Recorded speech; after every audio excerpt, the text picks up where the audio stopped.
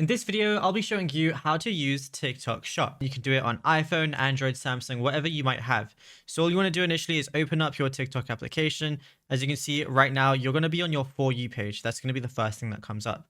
Now, to basically use the TikTok Shop, on the bottom, you're going to see the shop icon at the bottom. So go ahead and click on that.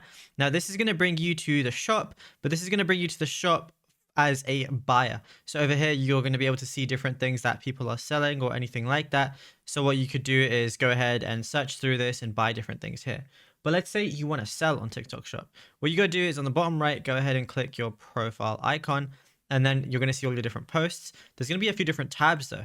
The second tab is going to be the TikTok Shop tab. So over here, you're going to be able to use TikTok Shop and you can get started. And there's a product marketplace. You can manage a showcase and there's a bunch of different things that you could go ahead and do as well. And yeah, it's as simple as that. Now, if you found this video helpful, be sure to drop a like and subscribe and check out other tutorials that we've been posting on the channel too.